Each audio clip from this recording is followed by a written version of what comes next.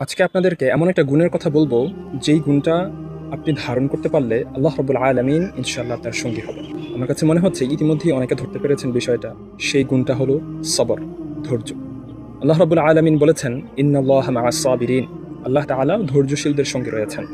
তবে আপনাকে বুঝতে হবে ধৈর্য আপনাকে কোন কোন ক্ষেত্রে ধরতে হবে। ধৈর্য হচ্ছে ৩ প্রকার। একটা হচ্ছে আস-সাবরু আলা তাআহ, অর্থাৎ আল্লাহ তাআলার আনুগত্য করার ক্ষেত্রে ধৈর্য ধারণ করা।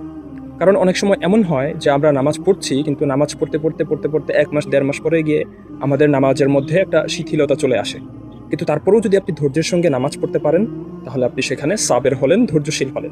ঠিক একইভাবে কোরআন শরীফ আমরা প্রতিদিন তেলাওয়াত করি। মাঝে, মাঝে এমন লাগে যে না, আজকে কোরআন শরীফটা তেলাওয়াত না করি। সেই জায়গার মধ্যে ধৈর্য সহকারে যদি আপনি ধারাবাহিকভাবে কোরআন শরীফ তেলাওয়াত করে যান, তাহলে আপনি সেখানে সাবের হলেন, ধৈর্যশীল হলেন। তো এটা হচ্ছে একটা প্রকার।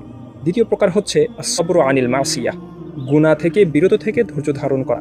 গুনাহ করতে আমাদের প্রত্যেকেরই মন চায়, কিন্তু সেই ক্ষেত্রে যদি আপনি ধৈর্য ধারণ করে গুনাহ থেকে বিরত থাকতে পারেন, তাহলে আপনি হলেন ধৈর্যশীল। ধৈর্যের তৃতীয় প্রকার হচ্ছে বিপদ আপদ যখন আমাদের জীবনে আসে, তখন হা হুতাশ না করে, অধৈর্য না হয়ে ধৈর্যের পথ অবলম্বন করা। যদি এই ৩টা ক্ষেত্রে আপনি আল্লাহ তাআলার জন্য ধৈর্য ধারণ করতে পারেন, তাহলে ইনশাআল্লাহ আপনার সঙ্গী হবেন আল্লাহ রাব্বুল আলামিন।